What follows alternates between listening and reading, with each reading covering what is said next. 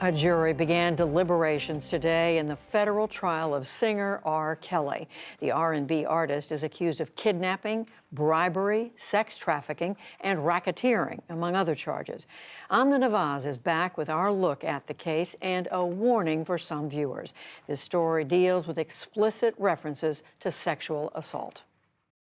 Judy, R. Kelly has faced allegations of sexual abuse for more than 2 decades and has settled multiple cases. But this is the first criminal trial he's faced since being acquitted of child pornography charges back in 2008.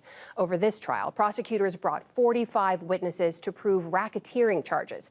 They argue that Kelly oversaw a criminal enterprise with associates helping to lure underage girls, boys, and young women whom he sexually assaulted and imprisoned. Kelly pled not guilty. Emily Palmer is covering this for the New York Times, and she joins me now. Emily, welcome to the NewsHour. You have been listening to those witnesses as they've shared their testimony, horrifying details. Tell us a little bit about who we've heard from and what they've said. This case is built on the stories of 6 women. 5 of them testified, and the first woman to take the stand, the first woman to ever actually take the stand and testify against R. Kelly, was a woman named Joronda Pace. She was 9 months pregnant at the time, and she took the stand, and over the course of 2 days, she delineated what she said was a system of abuse that began upon her first meeting with R. Kelly when she was just 14 years old and attended his child pornography trial in Chicago.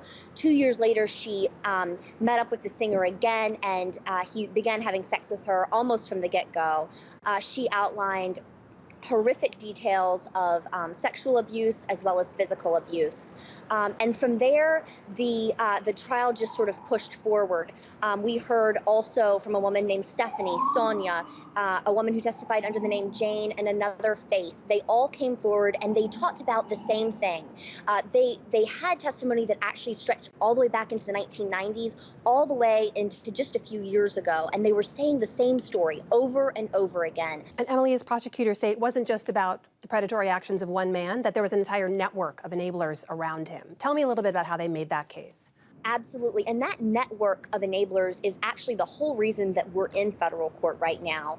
The racketeering charge that they have put against R. Kelly allows them to go stretch all the way back into the 1990s and bring these stories of horrible things that happened to women like the R&B singer Aaliyah that would normally be too old to actually prosecute. But by charging him with racketeering, something that's usually used against mobsters, they've been able to establish that we're not talking about a successful music company. Prosecutors say we're talking about an enterprise that allows R. Kelly to cash in his fame and stardom to have sex with underage women, girls, and even boys.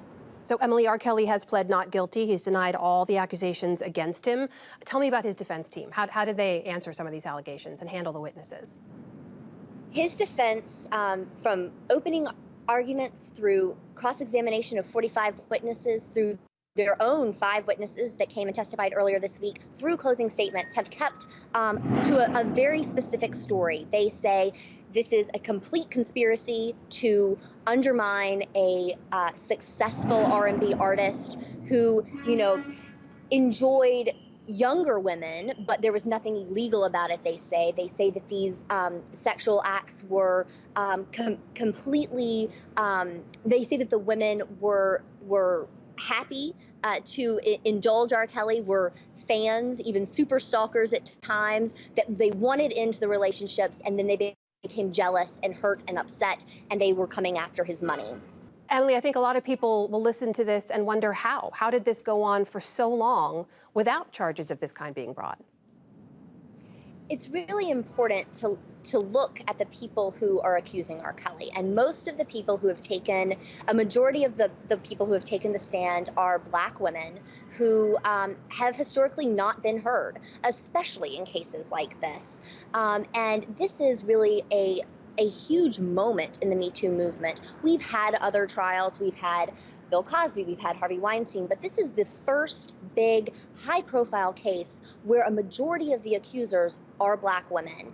And it's really going to be interesting as the jury continues to deliberate because, for many, many years, People knew what was going on. His employees knew, even to a certain extent, the public knew, and yet nobody did anything. And we'll be waiting and watching for that verdict. That is Emily Palmer of the New York Times covering the trial of R. Kelly and joining us tonight. Thank you, Emily. Thank you.